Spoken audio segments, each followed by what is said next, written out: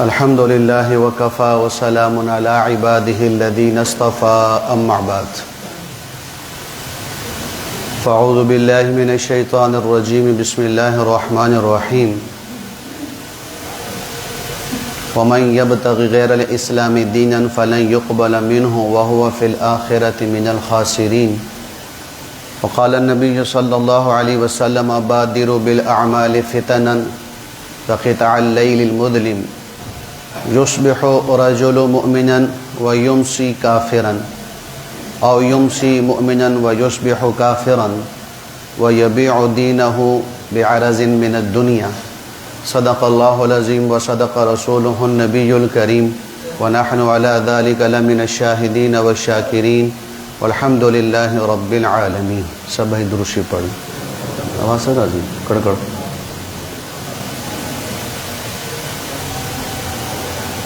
میرے محترم بھائیوں، دوستوں، بزرگوں، ایک جگہ میلہ لگا ہوا تھا. باپ اور بیٹا دونوں میلے پہ چلے گئے. تو بیٹے سے باپ نے کہا کہ دیکھو یہ میلہ ہے، رش ہے، شور شرابہ ہے، ہنگامہ ہے، اور میلے کی کیفیت ہے، کوئی کیا کام کر رہا، کوئی کیا کام کر رہا. تو یہ میری انگلی مضبوطی سے پکڑ لینا، اس کو چھوڑنا نہیں. اگر میرا ہاتھ چھوڑ دے گا تو پریشان ہوگا. خیر بیٹے نے باپ کی انگلی پکڑ لی مضبوطی سے.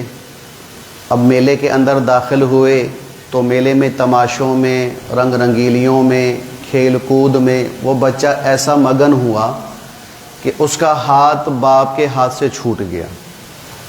اب باپ الگ اور بیٹا الگ، دونوں میلے میں کھو گئے. اب بیٹا بیچارہ بڑا پریشان رو رہا، ہچکیوں سے ابا ابا کہہ کے پکار رہا ہے. باپ بھی پریشان ہے، وہ بھی دائیں بائیں ڈھونڈ رہا ہے کہ کدھر چلا گیا. تھوڑی دیر کے بعد دیکھا سامنے بچہ اور باپ کھڑے ہیں. تو بچہ روتے ہوئے چیختے ہوئے دوڑا اور باپ کے ساتھ چمٹ گیا. تو باپ نے بجائے اس کے کہ اس کو سینے سے لگا، اس کو تسلی دے، اس کے منہ پہ تھپڑ مارا.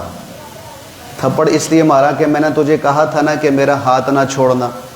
میرا ہاتھ چھوڑے گا پریشان ہو جائے گا، میرا ہاتھ چھوڑے گا تو تکلیف اٹھائے گا. تو مقصود یہ ہے کہ دنیا کا کوئی کام، دنیا کی کوئی ضرورت اگر ہم اپنے بڑوں کو چھوڑ کر، بزرگوں کو چھوڑ کر اور اپنے بڑے تجربہ کار لوگوں کو چھوڑ کر کرنا چاہیں گے تو اس دنیاوی کام میں نفع ہو سکتا ہے بھائی؟ سارے بولیں، نقصان ہی اٹھائیں گے نا. تو جب دنیا کا ایک معاملہ ایسا ہے کہ بڑوں کی رہنمائی کے بغیر اگر وہ ہم کام کریں گے تو نفع بہت مشکل ہے. ناممکن میں نہیں کہتا، مشکل ہے. تو بھائی دین کے بارے میں قرآن اور حدیث کو سمجھنے کے لیے میں علماء کو چھوڑ دوں، مفسرین کو چھوڑ دوں، محدثین کو چھوڑ دوں، فقہا کو چھوڑ دوں، علماء کو چھوڑ دوں، جو دیندار لوگ ہیں، دین کو سمجھنے والے ہیں، ان کو چھوڑ دوں. بتاؤ ان کو چھوڑ کر میں دین سمجھ سکتا ہوں؟ دین نہیں سمجھوں گا گمراہ ہو جاؤں گا.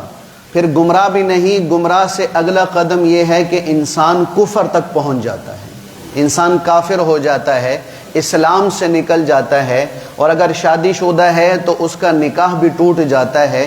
پھر نکاح ٹوٹنے کے بعد جب اپنی بیوی کے ساتھ رہے گا، بیوی تو اس کی ہوئی نہیں، اب جب بھی ملاب ہوگا اور وبال کس کا ہوگا؟ زنا کا وبال ہوگا. اب یہ میری اپنی بات نہیں ہے، ترمذی شریف کی حدیث ہے. حضور نبی کریم صلی اللہ علیہ وسلم نے ارشاد فرمایا بادروا بالاعمال فتنا كقطع الليل المظلم، کہ نیک کاموں میں جلدی کرو، نیک کاموں میں جلدی کرو، نیک کام جلدی جلدی کرو، کیونکہ فتنے بہت زیادہ آنے والے ہیں. اور فتنوں کی مثال ایسی ہے جیسے اندھیری رات اندھیرا گھپ ہو. تو اس کی مثال فتنوں کی ہے کہ جیسے اندھیرے میں انسان آ جائے تو اس کو سمجھ نہیں آتی کہ دائیں جاؤں کہ بائیں، آگے جاؤں کہ پیچھے، آگے سانپ ہے کہ کھڈا، آگ ہے کہ پانی، کچھ سمجھ نہیں آ رہا ہوتا. فرمایا یہی حال فتنوں کے اندر ہوگا انسان کا کہ اس کو سمجھ نہیں آئے گی کہ آگے جانے کے پیچھے کس کو لوں کس کو نہ لوں، کس طرح اس فتنے سے جان چھوٹے، کس طرح نہ چھوٹے، کس طرح اپنا ایمان بچاؤں، کس طرح اپنا عمل بچاؤں، کس طرح اپنی آخرت بچاؤں. اس کو سمجھ نہیں آئے گی، یہاں تک کہ فتنوں کی حد یہ ہوگی، حضور نبی کریم علیہ السلام نے ارشاد فرمایا یصبح الرجل مؤمنا، کہ صبح کے وقت انسان مسلمان ہوگا، ویمسی کافرا، شام ہوتے ہی کافر ہو جائے گا، ویمسی مؤمنا ویصبح کافرا، کہ شام کو تو رات کو تو سو رہا ہے، رات کو وہ گزار رہا ہے ایمان والا ہو کر، مومن ہو کر، لیکن جب صبح ہوگی تو کافر ہو کے اٹھے گا، کافر ہو کے اٹھے گا۔ تو اس حدیث سے اللہ کے نبی نے کئی باتیں سمجھائی ہیں۔ نمبر 1 کہ قرب قیامت فتنوں کی کثرت ہوگی، ایک فتنہ دباؤ گے 10 سر اٹھائیں گے، 10 کا سر دباؤ گے 100 فتنے اٹھیں گے۔ اور پہلے زمانے میں تو یہ ہوتا تھا کہ ایک پوری جماعت بن کر، ایک پورا گروہ بن کر پھر کوئی فتنے کی شکل بنتی تھی۔ آج کے زمانے میں ایک ایک آدمی فتنہ بنا ہوا ہے، فرد واحد، اکیلا آدمی بیٹھ کر وہ پورے فتنے کو پھیلا رہا اور فتنے کے پھیلنے کا سبب اور ذریعہ بن رہا ہے، اور امت اس کے پیچھے لگی ہوئی ہے، لوگ اس کے پیچھے چل رہے ہیں، لوگ اس کی بات کو مان رہے ہیں۔ تو حضور نبی کریم علیہ السلام فرما رہے کہ فتنوں کی بھرمار ہوگی، اور فتنوں کی مثال میں نے بتا دی کہ اندھیرے کی ہے، حضور نبی کریم علیہ السلام نے فرمایا گپ اندھیرے کی ہے۔ پھر دوسری بات سمجھ آ رہی ہے، علماء نے اس حدیث کی بنیاد پر لکھا کہ فتنے 3 طرح کے ہیں۔ کتنے طرح کے فتنے ہیں بھائی؟ 3 طرح کے۔ نمبر 1 فتنہ شہوات کا فتنہ، شہوات یعنی جو مرضی آیا کھا لیا، جو مرضی آیا پی لیا، جدھر چاہا منہ مار لیا، نہ حلال کا پتہ نہ حرام کا، نہ جائز کا پتہ نہ ناجائز کا، اور نہ سود کا پتہ نہ جو ہے وہ حلال روٹی کا، نہ زنا کا پتہ نہ پاک دامنی کا، بس یہ اپنی خواہش پوری کرو، اپنی مرضی پوری کرو، جو من میں جو جی میں آ رہا ہے اس کو پورا کرنا ہے۔ ایک یہ فتنہ ہے۔ دوسرا فتنہ شبہات کا فتنہ ہے، شبہات کا فتنہ یعنی دین کے احکام کو مشکوک کر دو، قرآن کی آیات اور قرآن کے احکام کو مشکوک کر دو، حدیث کو مشکوک کر دو، علماء کو مشکوک کر دو، صحابہ کی ذات کو مشکوک کر دو، اس کو بولا جاتا ہے شبہات۔ تیسرا فتنہ کیا ہے کہ دنیا کے لیے اپنے دین کو بیچ دو، دنیا کے لیے اپنا دین بیچ دیا جائے۔ یہ 3 فتنے ہیں۔ پھر ان فتنوں کی حد کیا ہے؟ یہ فتنہ انسان کو کہاں تک پہنچا دے گا؟ حضور نبی کریم علیہ السلام نے ارشاد فرمایا کہ فتنوں کی حد یہ ہوگی کہ انسان کافر ہو جائے گا، کفر تک پہنچ جائے گا، اسلام سے نکل جائے گا، ایمان سے خارج ہو جائے گا۔ اب اس علاج کیا ہے؟ علاج کیا ہے؟ حضور نبی کریم علیہ السلام فرما رہے ہیں کہ شہوات کا علاج، کہ نفسانی خواہش کے پیچھے میں نہ چلوں، حضور نے اس کا حل بتایا اعمال صالحہ، کہ اپنے آپ کو نیک عمل میں جوڑو، نیک اعمال کرو تو تمہاری شہوتیں مغلوب ہو جائیں گی، نیک عمل غالب ہو جائے گا، تم ناجائز کاموں کی طرف نہ پڑ سکو گے، حرام سے تم بچ جاؤ گے، نیک عمل کرو گے، تمہارے اندر خوف پیدا ہوگا، تقوی پیدا ہوگا، طہارت پیدا ہوگی، اللہ تمہیں بے حیائی سے اور برے کاموں سے اور فحش سے اور حرام چیزوں سے اللہ تمہیں روکے گا۔ یہ اعمال کی برکت ہے، یہ اعمال کا اثر ہے، یہ اعمال کی طاقت ہے کہ اللہ تمہارے ساتھ یہ والا معاملہ فرمائے گا۔ پھر دوسرا جو فتنہ ہے شبہات کا فتنہ، کہ دین کے اندر جو شبہات ڈالے جا رہے ہیں اس کا علاج فرمایا علم صحیحہ، صحیح علم ہے، صحیح اور کامل اور مکمل علم ہوگا تو کوئی بھی آپ کو نہ قرآن کے بارے میں شبہات ڈال سکے گا، نہ حدیث کے بارے میں آپ کو شبہ ڈال سکے گا، نہ صحابہ اور انبیاء اور اولیاء اور اماموں کے درمیان آپ کے لیے کوئی شبہات کی لہر پیدا کر سکے گا۔ اب ہر آدمی کامل علم حاصل نہیں کر سکتا، اب ہر آدمی 10 سال لگا کر عالم بن سکتا ہے؟ بولو بھائی، ہر آدمی تو مدرسہ نہیں جا سکتا کہ پورا قرآن پڑھے، اس کی تفسیر پڑھے، پوری حدیث پر اس کی تفصیل پڑھے، پوری فقہ پر اس کی تفصیل پڑھے، عقائد اور نظریات کو سیکھے اور پڑھے اور سمجھے۔ ہر آدمی تو نہیں کر سکتا۔ تو جب ہر آدمی نہیں کر سکتا جو اس کے اختیار میں نہیں ہے، تو اس کے اختیار میں کیا ہے؟ اس کے اختیار میں پھر یہ بات ہے کہ یہ علماء حقہ، صحیح معنوں میں جو عقائد اور نظریات رکھنے والے علماء ہیں، یعنی علماء دیوبند، ان کی صحبت میں رہے، ان سے اپنا تعلق رکھے، ان کے ساتھ اپنا رابطہ رکھے، تاکہ علماء کی صحبت سے کوئی اس کو گمراہ نہ کر سکے۔ قرآن اور حدیث اور فقہ اور جو دینی شخصیات ہیں ان کے بارے میں ان کو اشتباہ میں نہ ڈال دے، ان کو مشکوک نہ کر دے، اس کے دل میں ان کے بارے میں کوئی شک و شبہات، کوئی میل نہ ڈال دے۔ یہ تب ہی ہوگا کہ جب ہمارا تعلق علماء حقہ کے ساتھ ہوگا، تب یہ آدمی ان فتنوں سے بچ سکے گا، ورنہ نتیجہ حضور نبی کریم علیہ السلام بتا رہے کہ نتیجہ کیا ہوگا، صبح کو مومن رات کو کافر، رات کو مومن صبح کو کافر۔ آج کے اس دور میں، جس دور میں ہم ہیں بھائی، اس دور کا سب سے بڑا فتنہ وہ الحاد ہے۔ الحاد ہے۔ الحاد کا کیا مطلب؟ کہ جو بات قرآن اور حدیث کی مجھے میری عقل کے مطابق سمجھ نہیں آ رہی، اس کا انکار کر دو کہ نہیں بھئی یہ تو قرآن نہیں ہے، یہ تو حدیث نہیں ہے، یہ مولویوں نے اپنی طرف سے ڈھونگ رچائے ہوئے ہیں، یہ مولویوں کی پیداوار چیز ہے۔ ایک دہریے سے بات ہو رہی تھی، وہ کہہ رہے کہ یہ دنیا میں اللہ کا کوئی وجود نہیں، یہ مولویوں کی پیداوار چیز ہے، یہ مولویوں نے اللہ کا وجود دنیا میں پیدا کیا ہوا ہے، اللہ کوئی نہیں ہے دنیا میں۔ کیوں؟ یہ الحاد ہے کہ جو حقیقی چیز ہو اور مجھے سمجھ نہیں آ رہی، یا میرے نظریے کے خلاف ہے، میں نے جو نظریہ اپنایا ہوا ہے، جو عقیدہ بنایا ہوا ہے، اگرچہ وہ نظریہ اور عقیدہ میرا غلط ہے، اس کے مقابلے میں صحیح عقیدہ صحیح نظریہ آ گیا، لیکن چونکہ میں ضد پر ہوں، میں انا پر اڑا ہوا ہوں، تو میں اس صحیح چیز کا بھی انکار کر دیتا ہوں کہ نہیں بھئی اس چیز کا کوئی وجود نہیں ہے، یہ سب غلط ہے، تو انکار کر دیتا ہوں۔ اور اس سے اگلا قدم کیا ہوتا ہے کہ مجھے کسی چیز کا پتہ نہیں ہوتا اور میں پتہ کرنے کی تکلیف بھی نہیں کرتا، تو سنت کا، شریعت کا، دین کا کوئی ایسا حکم آ جاتا ہے کہ جس کا مجھے علم نہیں، اور میں علم حاصل کرنے کے لیے علماء کے پاس جا کر پوچھتا بھی نہیں، میں کیا کرتا ہوں، اس شریعت کا، اس سنت کا، اس دین کے حکم کا مذاق اڑانا شروع کر دیتا ہوں، تمسخر شروع کر دیتا ہوں، پھر اس پر میری طرف سے ویڈیو بنتی ہیں، میمز بنتی ہیں، ٹک ٹاکس بنتی ہیں، جو اس شریعت کا، اس سنت کا اور اس دینی حکم کا مذاق اڑایا جا رہا ہوتا ہے۔ پھر نتیجہ کیا نکلتا ہے؟ یہ میرا فتویٰ نہیں، نتیجہ محمد مصطفیٰ علیہ السلام نے بتا دیا، حضور نبی کریم علیہ السلام نے فتویٰ دے دیا کہ یہ آدمی صبح کو مومن رات کو کافر، رات کو مومن صبح کو کافر۔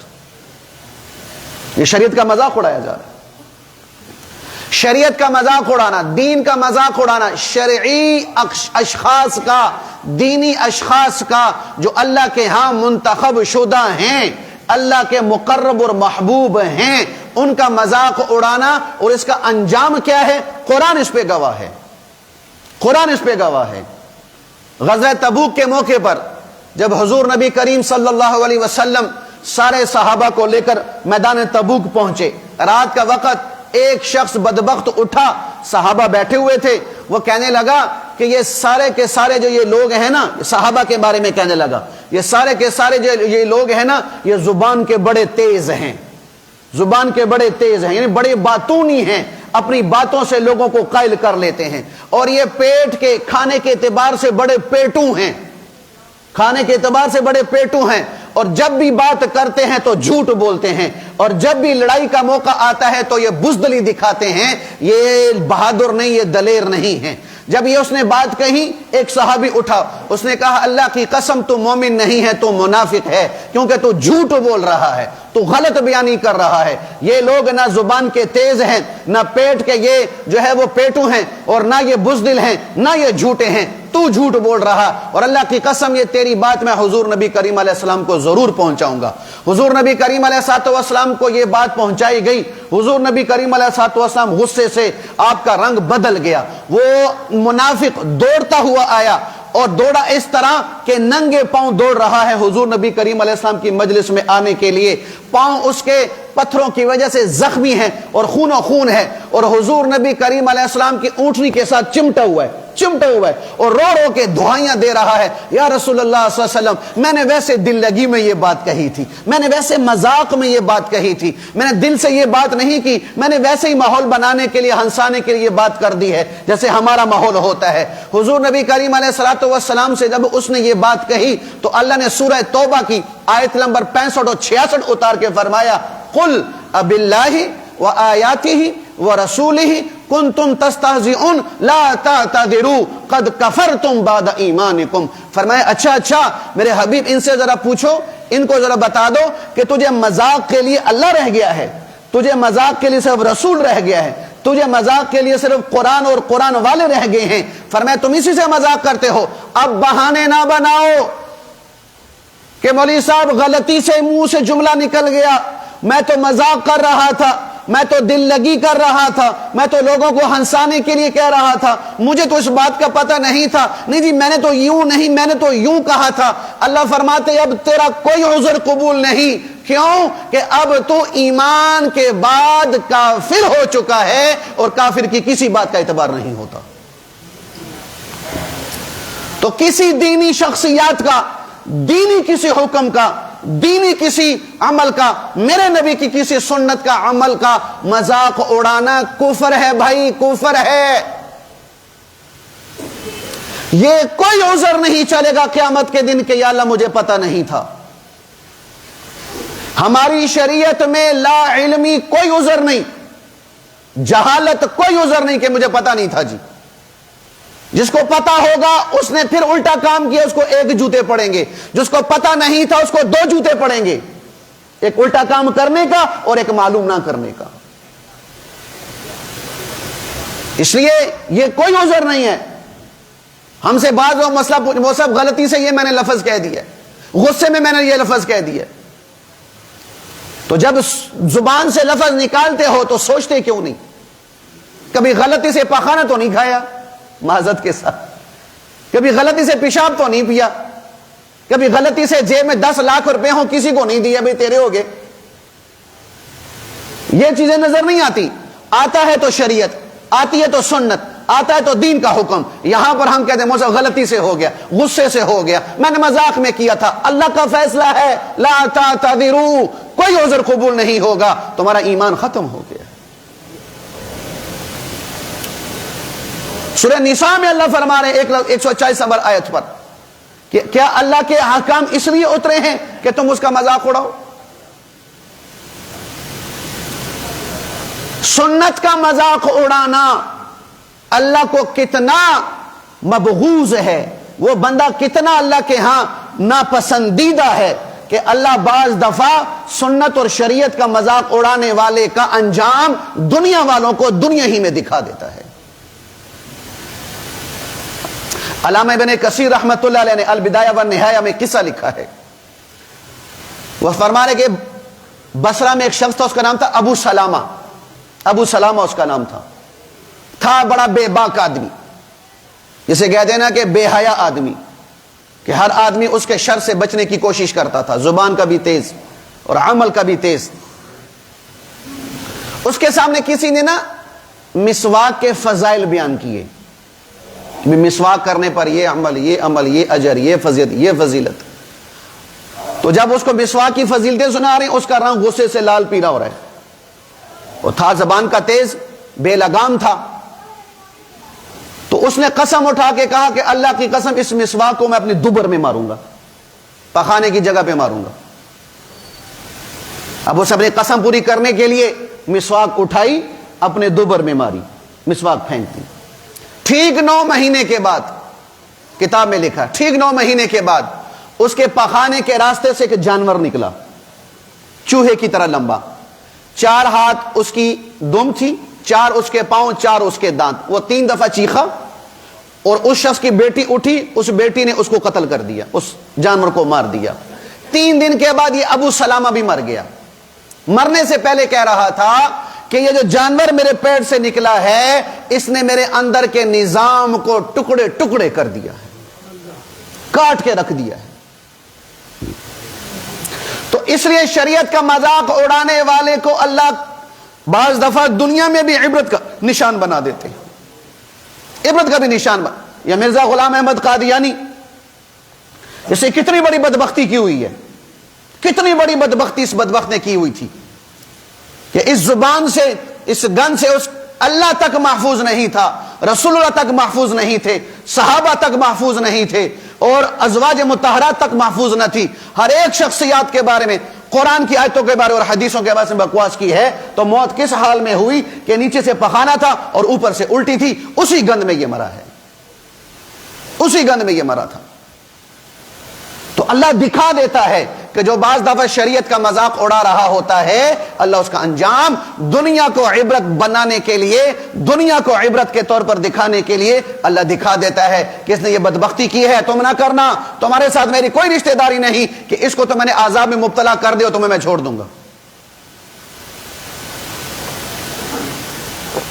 اس سے بھائیو بڑے سوچ کی اور بڑے فکر کی اور غم کی بات ہے، ایسا نہ ہو کہ ہمارا بھی صبح شام کفر اسلام ہو اور ہم بڑے مطمئن ہو اور قیامت کے دن حضور کی شفاعت کے منتظر ہوں اور ہمارا حشر کافروں کے ساتھ ہو۔ قرآن میں اللہ کہہ رہا ہے سورہ یاسین میں، اس میں سورہ نساء میں اللہ پر فرما رہے ہیں کہ تم قرآن کی آیات کا مذاق اڑاتے ہو، بکواس کرتے ہو، یہ جن کو کہا جا رہا ہے۔ پھر جو ان کے ساتھ بیٹھتے ہیں، اللہ ان سے بھی کہہ رہا ہے کہ ان کے ساتھ بیٹھنا بند کر دو، ان کے ساتھ اٹھنا بیٹھنا بند کر دو، جو دین کا شریعت کا مذاق اڑا رہے ہیں، جو بے دین ہیں، بد لحاظ ہیں، بد زبان ہیں، بے لگام ہیں، شریعت کے بارے میں بے باک ہیں، چھوٹی چھوٹی بات کا انکار کر بیٹھتے ہیں۔ اللہ کہہ رہا ہے یہ تو بدبخت ہیں ہی، جو ان کے ساتھ بیٹھے گا وہ بھی قیامت کے دن انہی کے ساتھ اٹھایا جائے گا۔ اور اللہ آخر میں کہہ رہے کہ میں منافق اور کافر کو قیامت کے دن جہنم میں اکٹھا کروں گا۔ جی میری رشتہ داری ہے، میرا اس کے ساتھ تعلق ہے، میرا اس کے ساتھ اٹھنا بیٹھنا ہے، میرا اس کے ساتھ کاروبار ہے۔ ارے بھائی شریعت اعلیٰ ہے کہ کاروبار؟ جنت عزیز ہے کہ پیسہ؟ جہنم سے بچنا ضروری ہے کہ رشتہ داری کو بچانا ضروری ہے؟ مولانا زکریا صاحب رحمۃ اللہ نے فضائل تبلیغ میں یہ بات حدیث لکھی ہوئی ہے کہ جو لوگ بدکار لوگوں کو آتے ہیں اور سمجھاتے ہیں کہ یہ بدکاری چھوڑ دو، یہ برا عمل چھوڑ دو، یہ بے دینی چھوڑ دو، لیکن وہ چھوڑتے نہیں اور یہ بھی ان کو نہیں چھوڑتے، انہی کے ساتھ اٹھنا بیٹھنا، یاری دوستی، کھانا پینا، فرمایا ان بدکاروں کی نحوست سے ان نیک لوگوں کا دل بھی اللہ بد کر دے گا۔ قیامت کے دن دونوں بدکار اٹھیں گے۔ اس لیے بھائیو عرض کر رہا ہوں ایمان کی فکر کریں، یہ جتنی ترقی ہو رہی اتنے کفر کے اسباب آسان ہو رہے اور اسلام سے نکلنا آسان ہو رہا ہے۔ ہم اس کو ترقی کہتے ہیں، اللہ کی قسم یہ ترقی میں عزت نہیں، ترقی میں عروج نہیں، ترقی میں زوال ہی زوال ہے۔ تمہیں عروج تب ملے گا جب ہم 1450 سال پیچھے دیکھیں گے۔ ہماری ترقی پیچھے جانے میں ہے، آگے جانے میں نہیں ہے، رب محمد کی قسم۔ وہ تو کافر ہیں کہ جن کا کوئی دین نہیں، کوئی مذہب نہیں، کوئی منزل نہیں، کوئی مقصود نہیں، ان کو آخرت کے بعد کی زندگی کا پتہ نہیں، اس لیے انہوں نے دنیا ہی کو سب کچھ سمجھا ہوا ہے کہ اسی کو اپنی جنت بناؤ۔ مسلمان میرے تو اللہ ہے، رسول ہے، منزل ہے، مقصود ہے، جنت ہے، جہنم سے بچنا ہے، اللہ کا سامنا ہونا ہے، تو پھر میں کیوں کافروں کی ڈگر پہ چل رہا ہوں؟ اس لیے اس چیز کی اہمیت کو سمجھو کہ دین کے کسی حکم کا بھی تمہیں سمجھ نہیں آ رہی، تمہیں علم نہیں ہے، رب محمد کا واسطہ دے کے تم سے کہہ رہا ہوں، اس کا مذاق نہ اڑانا، زبان پہ تالا لگا دینا، چاہے تمہیں پتہ نہ ہو، چاہے تمہارے عقل میں وہ بات نہ آ رہی ہو، عقل کو چپ کروا دینا، تالا لگوا دینا، زبان پہ تالا لگوا دینا، اس شریعت کے حکم کے بارے میں ایک لفظ بھی زبان سے نہ نکالنا، لفظ نکل گیا ایمان بھی نکل گیا۔ اب یہ بات کیوں کر رہا ہوں؟ یہ پچھلے دنوں میں کوئی 2-3 ہفتوں کے درمیان ایک حضرت صاحب نے حدیث بیان کی، بلکہ اسے سوال کیا گیا کہ بھی عورت کیسی خوشبو استعمال کرے، ان سے سوال کیا گیا تو انہوں نے کہا کہ بھی عورت ایسی خوشبو استعمال کرے کہ جس کا رنگ غالب ہو، خوشبو بالکل نہ ہونے کے برابر ہو، رنگ غالب ہو، خوشبو اس میں نہ ہو۔ اب یہ انہوں نے مسئلہ بیان کیا، اب اس مسئلے پر ہزاروں لوگوں نے مذاق بنایا، ہزاروں لوگوں نے اس مسئلے کا مذاق اڑایا، دیکھو جی یہ کون سا رنگ آ گیا، یہ کون سی خوشبو آ گئی کہ رنگ چڑھے خوشبو نہ ہو، یہ کون سا آ گیا بھی؟ تو لہذا پھر اپنے آپ کو پینٹ کر لو، اپنے آپ کو یہ کر لو، اپنے آپ کو وہ کر لو۔ اب اس حکم کے لیے انہوں نے کیا کرنا شروع کر دیا؟ ٹک ٹاک بنانا شروع کر دیا، مذاق اڑانا شروع کر دیا۔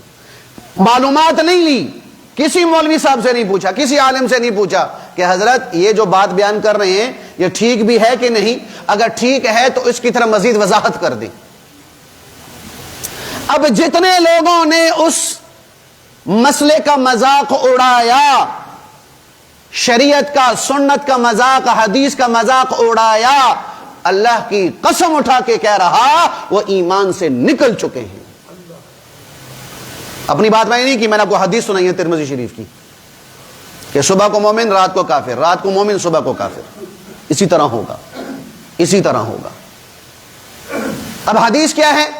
عورت کی خوشبو کے لیے ترمذی شریف کی حدیث ہے، حضور نبی کریم علیہ الصلوۃ والسلام نے ارشاد فرمایا طیب الرجال ما ظہر ریحہ وخفی لونہ، کہ مرد ایسی خوشبو لگائے کہ جس کی خوشبو تو پھیلنے والی ہو لیکن اس کا رنگ نہ ہو، ایسی خوشبو استعمال کرے اس کا رنگ جسم پہ ظاہر نہ ہو۔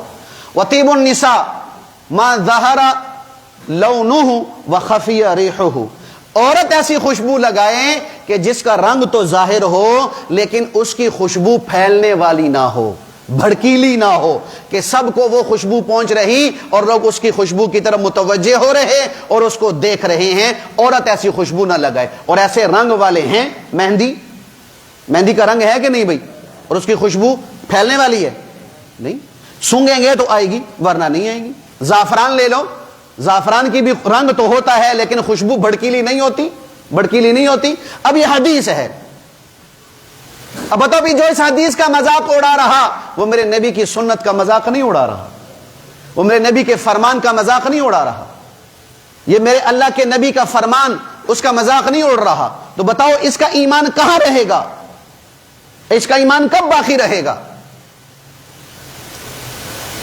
تو لہٰذا عورت کے لیے حکم یہ ہے، آپ بھی سن لیں، عورت کے لیے حکم بھی یہ ہے، ترمذی شریف کی دوسری حدیث ہے، اللہ کے نبی نے ارشاد فرمایا کل عین زانیۃ والمرأة اذا استعرت فمرت بمجلس فهي كذا وكذا، کہا سنو ہر آنکھ زنا کرتی ہے، میرے نبی نے فرمایا ہر آنکھ زنا کرتی ہے، صرف شرمگاہ کا زنا نہیں ہوتا بھائی، آنکھ کا بھی زنا۔ آنکھ کا زنا کیا ہے؟ ہر عورت کو دیکھنا، ہر غیر محرم عورت کو دیکھنا، بد نظری کرنا، کسی کو بھی قضا نہ کرنا، کوئی بھی مجھ سے قضا نہ ہو، ساریوں کو میں نے دیکھنا ہے، یہ آنکھ کا زنا ہے، یہ آنکھ کا زنا، اللہ کے نبی فرما رہے آنکھ کا زنا ہے۔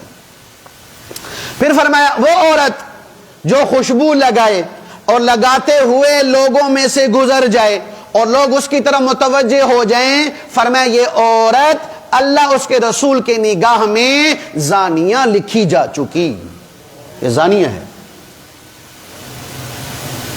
اسے علماء نے لکھا عورت کے لیے حکم یہ ہے کہ اگر اس کے گھر میں صرف ایسا گھر ہے، سیپریٹ گھر ہے کہ خامن ہے، اس کے بچے ہیں، پھر اس کے لیے حکم یہ ہے کہ وہ ایسی خوشبو لگا سکتی ہے کہ جس کی خوشبو پھیلے اور خامن تک آئے۔ لیکن اگر جوائنٹ فیملی ہو، محرم اور غیر محرم کی تمیز نہیں، آنا جانا نہیں، تو پھر آنا جانا ہو رہا ہے، ہر غیر کا بھی، اپنوں کا بھی، محرم کا بھی، غیر محرم کا بھی، پردے کا کوئی انتظام نہیں، پھر اس عورت کے لیے حکم یہ ہے کہ ایسی خوشبو لگائے جس کا رنگ ہو اور اس کی بو یا اس کی خوشبو اتنی ہو جو صرف اس کی ذات تک، اس کے جسم تک محدود ہو، کسی اور کو نہ آنے پائے، یہ پھر اس کو اجازت ہے۔ اگر اس سے ہٹ کر قدم اٹھائے گی کہ محرم اور غیر محرم کی تمیز نہیں، پھر خوشبو لگا رہی اور سب اس کی خوشبو کو سینگ رہے، فرمایا یہ عورت زانیہ ہے، یہ عورت زنا کر رہا ہے۔ یہ مسئلہ تو میں عرض کر رہا ہوں، لیکن میں ان لوگوں کی فکر میں ان کے لیے رو رہا ہوں، ان کے لیے تڑپ رہا ہوں کہ جو حدیث کو سمجھے بغیر، اللہ اس کے رسول کی سنت کو سمجھے بغیر اور جانے بغیر اس شریعت کا مذاق اڑا رہے ہوتے ہیں۔ بتاؤ بھئی ان کا انجام کیا ہوگا؟ اب جن جن لوگوں نے ان کے خلاف اس مسئلے کے خلاف بکواس کی ہے، ایمان تو گیا، شادی شدہ ہے، نکاح بھی گیا، اب بیوی سے ملنا کیا ہوگا؟ نسل کیا شمار ہوگی؟ اسے بھائیو ایک زبان کا لگام دو۔ حضرت ابو بکر فرمایا کرتے تھے اس زبان کو پکڑ کر کہ تیری ہی وجہ سے لوگ جنت میں جائیں گے اور تیری ہی وجہ سے لوگ جہنم میں جائیں گے۔ اللہ کے نبی حضرت انس کو کہہ رہے ہیں اے انس تمہیں اپنی سب سے بڑی سنت بتاؤں؟ اللہ کے نبی فرما رہے انس تمہیں اپنی سب سے بڑی سنت بتاؤں؟ سب سے بڑی سنت اللہ کے نبی اہتمام سے فرما رہے کیا؟ فرمایا کف ھذا، زبان پکڑی، فرمایا کف ھذا، فرمایا انس اس کو قابو میں رکھنا۔ 30 ٹائر والے ٹریلے کو بریک لگانا آسان ہے، اس بدبخت کو بریک لگانا بڑے مشکل ہے۔ آدمی کی حیثیت کا پتہ علماء نے لکھا یا دسترخوان پہ چلتا ہے یا بات کرنے پہ پتہ چلتا ہے کہ یہ کس حیثیت کا آدمی ہے۔ اس سے بھائی کوئی، آپ کو میں پھر بار بار یہی عرض کر رہا ہوں، میرا آج یہی عنوان ہے، کوئی شریعت کی بات سمجھ نہیں آ رہی، اللہ کا واسطہ اس کا مذاق نہ اڑانا، اس کا مذاق نہ بنانا۔ یہ ابھی ہفتہ پہلے مولانا فضل الرحمان صاحب دامت برکاتہم کا مذاق نہیں بنایا گیا؟ بولو بھائی، کیا مذاق بنایا گیا؟ کہ نکاح کے بعد وہ چھوارے تقسیم کر رہے ہیں، تو ویڈیو پہ ویڈیو بن رہی ہیں، ٹک ٹاک پہ ٹک ٹاک بن رہے ہیں، دیکھو یہ مولوی ہو کے اللہ کے رزق کو ضائع کر رہا، اگر یہ ایسا مولوی ہے تو ہم ایسے مولوی پر لعنت بھیجتے ہیں۔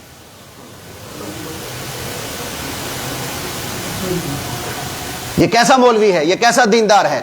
اگر یہ مولوی جنت میں چلا گیا، ہم تو پھر بغیر حساب کتاب کے جنت میں جائیں گے، کہ یہ اللہ کا رزق ضائع کر رہا ہے۔ ارے او بے وقوف ہو، ارے او عقل کے اندھو، اللہ تمہیں ہدایت دے، اللہ تمہیں سمجھ دے، وہ کم سے کم کسی سے پوچھ ہی لو نا بھائی، کبھی مولوی صاحب یہ عمل کر رہے ہیں، اس عمل کی کیا حقیقت ہے، کیا حیثیت ہے؟ نہیں جی بس میری عقل میں یہ بات نہیں آ رہی، میری سمجھ میں یہ بات نہیں آ رہی، چاہے حضور کی سنت ہی کیوں نہ ہو، میں نے کانٹا پھیرنا ہے، میں نے انکار کرنا ہے، میں نے اس کو تسلیم نہیں کرنا، تو اس کے خلاف بکواس ہو رہی۔ حالانکہ چھواروں کا تقسیم کرنا نکاح کے موقع پر سنت ہے، اور علماء نے یہاں تک یہ بات لکھی ہے کہ اگر اس انداز سے تقسیم کیا جائے کہ مسجد ہو، اس میں ہلہ گلہ نہ ہو، لوگوں کو تکلیف نہ ہو، تو اس طرح تقسیم کرنا، یعنی ہاتھ میں مٹھی بنا کر یوں پھینکنا، یہ جائز ہے، مباح ہے، حرام نہیں ہے۔ علماء نے کو سنت بھی لکھا ہوا ہے، اور ہم چونکہ میری سمجھ میں نہیں آ رہا، اگر سمجھ میں آ بھی رہا ہو، چونکہ اس کا میرے اندر بغض ہے، میں نے اس کی صحیح بات بھی تسلیم نہیں کرنی۔ ہمارے ہاں یہ بھی بڑی بیماری ہے، ہمارے ہاں یہ بھی بڑی مصیبت ہے کہ ہم اس کی بات تسلیم نہیں کریں گے۔ تو اس سے بھائیو پھر عرض کر رہا ہوں، کوئی تمہیں شریعت کی بات سمجھ نہ آئے تو بھائی اس پہ کوئی کسی قسم کا تبصرہ نہ کرنا، کسی قسم کا اس پہ اپنی رائے نہ دینا، کسی قسم کی اس پر اپنی تفصیل سے گفتگو نہ کرنا، فتویٰ نہ دینا، جب تک کسی قابل عالم سے پوچھ نہ لو۔ یار صحابہ کی تمہیں بات بتاؤں، صحابہ عربی دان ہیں کہ نہیں بھائی؟ بولو، ان جیسے کوئی عربی سمجھنے والا آج تک آ سکا؟ نہیں آ سکے گا۔ قرآن فارسی میں تھا کہ پنجابی میں؟ حدیث کس زبان میں تھی؟ تو بتاؤ پھر صحابہ کو کسی کی ضرورت ہے قرآن اور حدیث سمجھنے کے لیے؟ کسی کی ضرورت نہیں ہے نا۔ لیکن اس کے باوجود بھی صحابہ کو قرآن کی بعض آیتیں سمجھ نہیں آتی تھیں، یہاں تک کہ حضور کے بعد سب سے بڑی شخصیت سیدنا ابو بکر صدیق رضی اللہ عنہ بھی ایک موقع پر ایک آیت میں پھنس گئے۔ سورہ انعام کی آیت نمبر 82 اللہ نے قرآن اتارا، الذین آمنوا ولم یلبسوا بظلمہم، کہ وہ لوگ جو ایمان لائے اور اپنے ایمان کے ساتھ ظلم کو شامل نہیں کیا، اولئک لہم الامن وہم مہتدون، کہ یہی لوگ امن والے ہیں اور یہی لوگ ہدایت یافتہ ہیں۔ یعنی ایمان لے آئے، اپنے ایمان کے ساتھ ظلم نہیں کیا۔ سارے صحابہ پریشان، ابو بکر سمیت پریشان کہ یار یہ کیسے ہو سکتا ہے کہ ایمان ہم لائیں اور ظلم نہ کریں، کیونکہ چھوٹے موٹے گناہ تو ہم سے ہو جاتے ہیں، تو یہ گناہ بھی تو ظلم ہی ہے نا، تو پھر ایمان بھی ہو گیا، گناہ بھی ہو گیا، تو ہم تو ایمان والے بھی ہو گئے، ظالم بھی ہو گئے، تو پھر نہ ہم قیامت کے دن نہ امن والے ہوں گے اور نہ دنیا میں ہم ہدایت یافتہ ہوں گے۔ یہ اللہ نے کیا کہہ دیے، ہمیں سمجھ نہیں آ رہی۔ تو گناہ تو ہم سے ہو جاتا ہے، تو گناہ بھی ظلم ہے، اب کیا کریں؟ اب ابو بکر سمیت، بخاری شریف کی حدیث، ابو بکر سمیت صحابہ اللہ کے نبی کے دربار میں پیش ہوئے، یا رسول اللہ صلی اللہ علیہ وسلم، ہم میں سے ایسا کون ہے کہ جو ایمان لانے کے بعد اس سے چھوٹے موٹے گناہ نہ ہوتے ہوں، اور ان گناہوں کو بھی ظلم کہا جاتا ہے، اور اللہ فرما رہے ہیں کہ ایمان کے بعد جس نے ظلم کر دیا، چھوٹے گناہ بھی کر لیے، وہ قیامت کے دن عذاب سے امن نہیں پائے گا اور دنیا میں وہ ہدایت یافتہ نہیں ہوگا۔ حضور پاک علیہ السلام نے ارشاد فرمایا، اے میرے صحابہ، یہاں ظلم سے مراد چھوٹے گناہ نہیں، یہاں ظلم سے مراد شرک ہے۔ ان شرک لظلم عظیم، کہ شرک بھی بہت بڑا ظلم ہے، یعنی ایمان لے آیا اور شرک نہیں کیا، پھر مشرک نہیں ہوا، اللہ کے ساتھ غیر کو شریک نہیں کیا، یہ آدمی دنیا میں بھی ہدایت یافتہ اور قیامت کے دن بھی اللہ کے عذاب سے مامون ہوں گے۔ بتاؤ بھائی، عربی زبان صحابہ ایک معاملے میں پھنسے کہ نہیں پھنسے؟ اور بولو بھائی، بات سمجھ نہیں آئی؟ کسے حل کروایا؟ رسول اللہ صلی اللہ علیہ وسلم سے حل کروایا۔ کیوں؟ کہ قرآن اترا ہے حضور پر، تو قرآن کی جو تفصیل حضور بتائیں گے وہ کوئی اور نہیں بتا سکتا۔ بات سمجھ آئے گی نہیں بھائی؟ تو جب عربی دان صحابہ کی صحبت یافتہ، نبی کے صحبت یافتہ صحابہ کو قرآن کی ایک بات سمجھ نہیں آ رہی، اور آج کے 1450 سال کے بعد ایک چوڑ چمار اٹھ کے کہتا ہے کہ مجھے قرآن کی یہ بات سمجھ نہیں آ رہی لہذا غلط، یہ حدیث ٹھیک نہیں لہذا غلط، لہذا قرآن جو میں سمجھا وہی ٹھیک، حدیث میں جو سمجھا وہی ٹھیک، بتاؤ بھی پھر یہ لانتی ہوا کہ نہ ہوا؟ مفتی محمود صاحب رحمت اللہ علیہ، مولانا فضل الرحمان صاحب دامت برکاتہم کے والد محترم، جب مناظرہ چل رہا تھا قومی اسمبلی میں، مناظرہ چل رہا تھا، مرزا ناصر آیا ہوا تھا، مرزا غلام قادیانی کا بیٹا، مناظرہ چل رہا تھا کس بات پر کہ بھئی یہ تم قادیانی تم کافر ہو، ہم مسلمان ہیں۔ کیوں جی؟ کہ ہم حضور کو آخری نبی مانتے ہیں، تم حضور کو آخری نبی نہیں مانتے۔ کہا جی مفتی محمود سے بھی آپ کی کیا دلیل ہے؟ آپ کے پاس کیا دلیل ہے کہ حضور آخری نبی ہے، آپ کے بعد کوئی نبی نہیں ہوگا؟ تو مفتی محمود رحمۃ اللہ نے آیت پڑھی، ما کان محمد ابا احد من رجالکم ولکن رسول اللہ وخاتم النبیین۔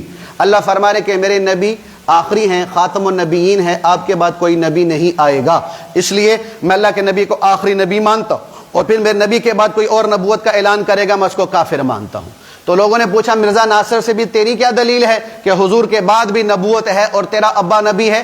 اس نے قرآن کی آیت پڑھی، ما کان محمد ابا احد من رجالکم ولکن رسول اللہ وخاتم النبیین۔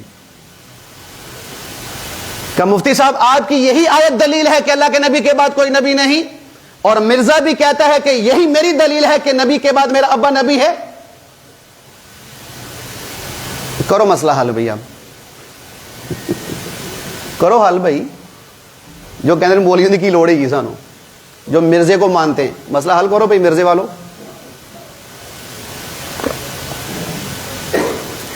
مفتی صاحب رحمت اللہ علیہ نے فرمایا دیکھو بھائی یہ قرآن تجھ پہ اترا ہے؟ مرزے ناصر سے پوچھا، کہا جی نہیں۔ کہ یہ قرآن مجھ پہ اترا ہے؟ کہا جی نہیں۔ کہا قرآن یہ تیرے ابے پہ اترا ہے؟ کہا جی نہیں۔ کہ یہ قرآن کس پہ اترا ہے؟ کہا حضور نبی کریم علیہ السلام پر۔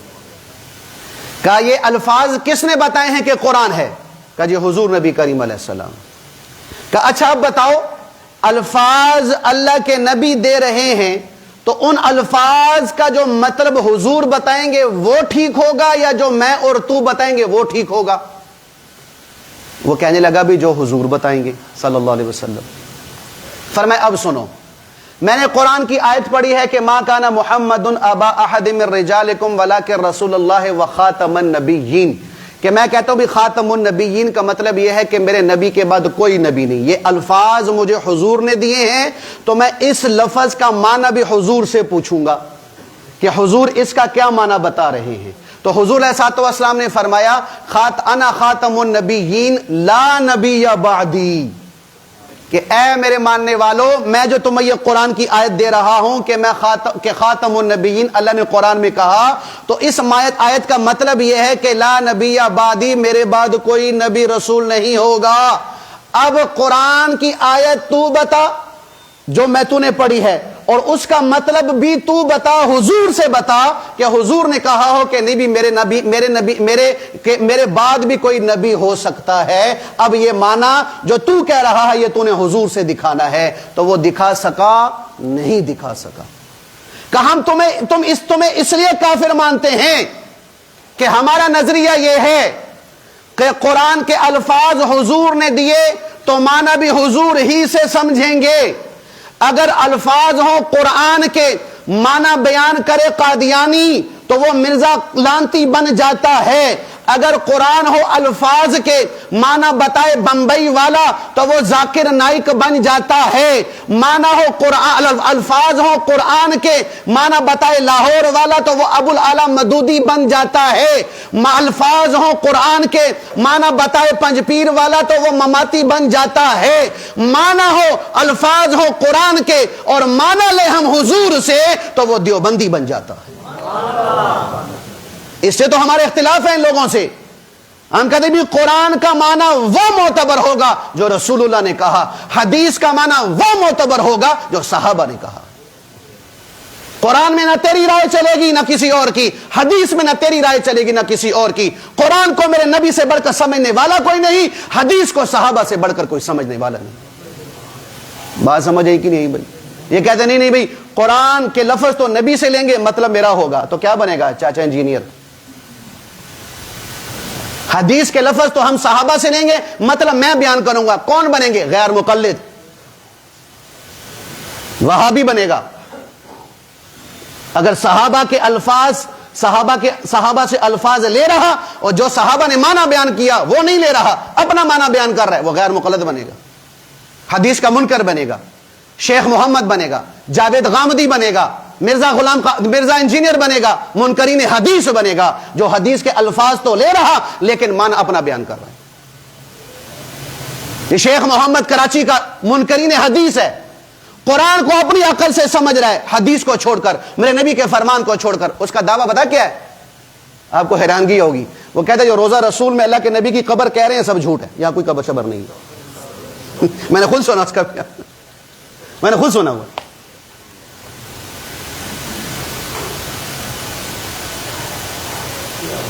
تو اس لیے بھائیو پھر عرض کر رہا ہوں، اللہ کا واسطہ قرآن اور حدیث ماہر کے بغیر نہ سمجھو، اور دین کی کوئی بات، شریعت کا کوئی مسئلہ سنت سمجھ نہیں آتی ہی زبان کو لگام دو، کنٹرول کرو، کسی ماہر سے پوچھو، کسی ماہر سے پوچھو۔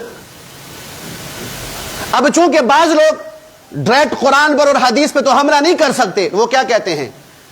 وہ سیدھا مولویوں پہ آ جاتے ہیں کہ یہ دیکھو مولوی اپنا دین بیچتے ہیں، یہ مولوی دین بیچنے والے۔ کیوں دین بیچنے والے؟ جی جمعہ پڑھاتا ہے اس کے پیسے لیتا ہے، نماز پڑھاتا ہے اس کے پیسے لیتا ہے، ٹھیک ہے جی، بچوں کو قرآن پڑھاتا ہے اس کے پیسے لیتا ہے، ناظرہ پڑھاتا ہے اس کے پیسے لیتا ہے۔ کیوں کہ بھی قرآن پڑھانا دین ہے، نماز پڑھانا دین ہے، جمعہ پڑھانا دین ہے، عید پڑھانا دین ہے، حدیث پڑھانا دین ہے، تو جو اس کو دے کر پیسے لے گا تو دین بیچنے والا ہے، دین بیچنے والا۔ میرا سادہ سے سوال ہے، سادہ سا سوال ہے، اچھا بتاؤ بھی یہ مسجد بنانا یہ دین کا کام ہے کہ نہیں؟ سارے بولو، دین کا کام ہے نہیں؟ تو یہ مسجد کون بناتا ہے؟ مستری اور مزدور، فری میں؟ بولو بھائی، اینٹیں کہاں سے فری میں آتی ہیں؟ اینٹوں والا پیسہ لے رہا کہ نہیں لے رہا؟ مزدور پیسے لے رہا کہ نہیں لے رہا؟ مستری پیسے لے رہا کہ نہیں لے رہا؟ تو یہاں کیوں نہیں کہتے کہ یہ دین بیچ رہا ہے؟ بات سمجھ نہیں آئی؟ آگے سمجھنا بات؟ اچھا بھی حج اور عمرہ کرنا دین کا کام ہے کہ نہیں؟ تو یہ حج عمرہ کرنے میں جو ٹریول ایجنسی والے ہیں یہ فری میں بیچتے ہیں، آپ کو پیسے لیتے کہ نہیں لیتے؟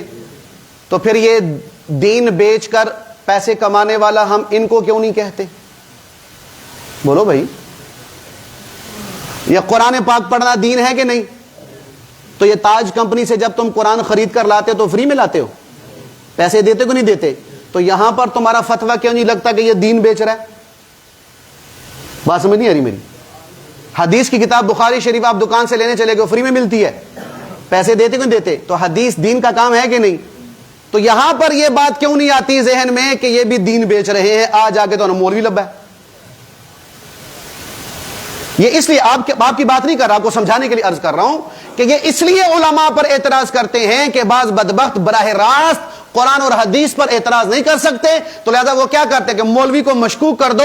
جب مولوی مشکوک ہو جائے گا تو اس کی بات جو قرآن حدیث والی ہوگی وہ بھی مشکوک ہو جائے گی۔ سب سے پہلے تمہاری اس دھرتی پر یہ جملہ نکالنے والے کہ مولوی کی بات نہیں سننی اور خصوصاً سیاسی مولوی کو نہیں ماننا، یہ اس دھرتی پر سب سے پہلا جملہ نکالنے والا مرزا غلام قادیانی ہے۔ اور ہمارے آج کے up to date mummy daddy, نہ شلوار دا پتا نہ قمیض دا پتا، نہ کھڑے ہونے کی تمیز نہ بیٹھنے کی تمیز، وہ بھی یہی کہتا ہے. مولوی کو کیا پتا ہے؟ مولوی کی ہم نے بات نہیں ماننی. جتنے بھی منکرین حدیث ہیں ان کی زبان پر یہی ہے، مولوی کی بات نہیں ماننی، مولوی سے بات نہیں کرنی.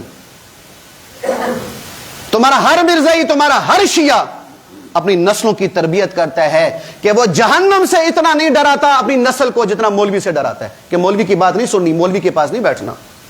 کیوں کہ سیدھے راہ آ گیا میں. اس لیے بھائی اپنا ذہن تھوڑا وسیع رکھو اور تھوڑے اپنے اندر برداشت کا مادہ رکھو. اور عجیب یار کیا کہیں لوگوں کو، کہتا جی آپ کو ایک گلی میں 50 مسجدیں تو مل جائیں گی لیکن خالص دودھ بیچنے والا نہیں ملے گا. اے خالص دودھ بیچنا مولوی کا کام ہے؟ بولو بھائی کہ مسجد کا کام ہے؟ یعنی اٹیک کرنا ہے مذہبی شخص جو ہے وہ شعار پر، مذہبی حکم پر کسی نہ کسی طریقے سے. مسجد میں سیمنٹ کی بوری دینے کی بجائے بہتر یہ ہے کہ کسی غریب بھوکے ننگے کو کھانا کھلا دو. تو بھئی کس نے منع کیا ہے؟ کبھی بھی یہ نہیں کہیں گے کہ بھئی آئی فون نہ لو، بڑا مہنگا فون ہے، سستا فون لے لو، 5 لاکھ کا آئی فون ہے، 1 لاکھ کا موبائل لے لو، 4 لاکھ لوگوں میں تقسیم کر دو. یہاں انہوں نے موت پہن دی. نہ بڑی گاڑی لو بھی چھوٹی گاڑی لے لو، بڑی گاڑی کے جو پیسے بچتے ہیں وہ غریبوں میں تقسیم کر دو. کوئی نہیں کہے گا. نہ بڑا 10 کنال میں گھر لو، 1 کنال میں گھر لے لو، نہ 10 مرلے کا مکان لو، 3 مرلے میں لے لو، باقی جو پیسے بچتے ہیں غریبوں میں، یتیموں، مسکینوں میں تقسیم کر دو. کوئی نہیں بولتا. وجہ میں آج کر چکا ہوں کہ قرآن اور حدیث پر براہ راست اعتراض نہیں کر سکتے، لہذا علماء پہ کرو، شعار اسلام پہ کرو، مساجد پہ کرو، مدارس پہ کرو. تو کیا ہوگا؟ اپنا کلیجہ ٹھنڈا ہو جائے گا. وہ جو چور ہیں، چور باز بیچارہ کیا ہوا، چوری اس نے چھوڑ دی، لیکن اب وہ آیا بیچارہ مسجد میں تو جوتیاں نا، ایک جوتی ادھر رکھ دی، ایک ادھر رکھ دی، الگ الگ جوڑا بنا دیا. وہ کہنا ہے چور چوری تو گیا میں لیکن ہیرا بھری تو نہیں گیا. یہی ہمارا حال ہے کہ ہم قرآن حدیث کو تو نہیں چھیڑ سکتے، ڈرتے ہیں. جی کوئی دیوانہ مل گیا ایسا تو نہ ہی ہوئے اسے تو ہم ڈرتے ہیں. تو کیا کرو؟ مولوی نے پڑھ لو. مولوی ٹھیک ہو گئے نا، اسی بغیر حساب کتاب تو جنت. مولوی تو بغیر جا کے واہ تسی سمجھ آئی نا. تو جنازہ پڑھنا بھی نہیں آتا. میں آپ کی بات نہیں کر رہا. اچھا بھائی کہ جو یہ باتیں کرتا ہوں کو کہتا ہوں کوئی جنازہ بھی نہیں آتا، اور تکبیر نہیں آتی کہنی، نماز اقامت کی تکبیر نہیں کہنی آتی. ہمارے ایک آدمی ہے وہ 4 دفعہ حی علی الصلاۃ، حی علی الصلاۃ، حی علی الصلاۃ، حی علی الصلاۃ. وہ حی علی الصلاۃ اس نے تو نہ ہوتا ہے ہر دفعہ. فجر کی اذان دے دو، الصلاۃ خیر من النوم بھول جاتا ہے. یہ لوگ کہتے ہیں کہ ہم مولوی کے بغیر جنت میں جائیں گے. نماز جنازہ کی تکبیر نہیں آتی، نیت نہیں آتی نماز جنازہ کی. تکبیر تو چھوڑ دو، پڑھنا تو چھوڑ دو. اس لیے بھائیو عرض یہ ہے، درخواست یہ ہے، گزارش یہ ہے کہ شریعت کی کوئی بات سمجھ نہیں آئی تو کیا کرنا ہے بھائی؟ خاموشی اختیار کرنی ہے. کسی اپنے بڑے عالم سے، راہبر سے دیکھو بھائی، جیسے ہر ایک آدمی نے نا، گھر والوں نے فیملی ڈاکٹر رکھا ہے کہ نہیں رکھا؟ بولو بھائی. فیملی وکیل، فیملی جج، اس طرح کی چیزیں رکھی ہوئی ہیں نا. تو بھائی میری درخواست ہے ایک فیملی معتبر عالم بھی رکھ لو، معتبر عالم رکھ لو، محقق عالم رکھ لو. آپ کو جو مسئلہ بھی پیش آئے اسی سے پوچھو، دائیں بائیں نہ جاؤ. ہمارے یہاں مصیبت یہ نا کہ ایک مسئلہ 3 علماء نے کہا یہ حرام ہے، میرے ٹیڈ چو سکون نہیں آتا جن تک میں حلال دا فتویٰ نہ لے لوں کسی کو. ہماری یہ مصیبت ہے. مفتی صاحب گواہ اس چیز کے. ہمارے ایک دوست ہے یہاں پر نہیں بیٹھا ہوا، اس کا یہ کام ہے، اس نے ایک ہی مسئلہ 10 لوگوں سے پوچھنا ہے، اور 9 نے کہہ دیا حرام ہے، ایک نے کہہ دیا حلال ہے. اے 9 تے فارغ نے اے ٹھیک ہے، اے ٹھیک ہے بندہ. اس لیے بھائی فیملی ایک مفتی رکھو بھائی، فیملی کا عالم رکھو. آپ کو جو مسئلہ پیش ہے ان سے پوچھو بھائی، اور ان کے مطابق چلتے رہو. اب وہ غلط بتائے یا صحیح بتائے وہ جانے، اللہ جانے، آپ بریو ذمہ ہو، کیونکہ آپ نے اس پہ اعتماد کیا ہے، محقق سمجھ کے اس بات کی ہے. ٹھیک ہے. اور مولوی بھی ہوئے ذہن سے رکھنا، ورنہ وہ میواتی میں ایک مثال ہے کہ جو بھی کالو میرے باپ کا سالو. میواتی میں مثال ہے. ہمارے ہاں کیا ہم جو داڑھی والا دیکھتے کہتے ہیں مولوی ہے، کوئی مسئلہ پوچھو. ہر داڑھی والا مولوی نہیں ہوتا بھائی. عبدالرحمان بھیا مولوی صاحب ہیں، داڑھی رکھی ہوئی ماشاء اللہ. سمجھ آ گئی بھائی؟ ہر داڑھی والا مولوی نہیں ہے. تو بھائی جو مولوی ہو، عالم ہو، محقق ہو، مفتی ہو اور مسائل کو سمجھتا ہو، میں مفتی نہیں ہوں، بے ذہن میں رکھنا، مجھ سے بڑے مسائل پوچھے جاتے ہیں، میں ممبر پر بیٹھ کے بات کر رہا ہوں، تحدیث بھی نعمت کے طور پر کہہ رہا ہوں، میں مفتی صاحب کو فون کرتا ہوں، میں ان سے مسئلے پوچھتا ہوں. میں مفتی نہیں ہوں، سمجھ آ گئی نا، مجھے کئی مسائل نہیں آتے، میں ان سے پوچھ لیتا ہوں. تو اس میں کوئی شرم والی بات ہے؟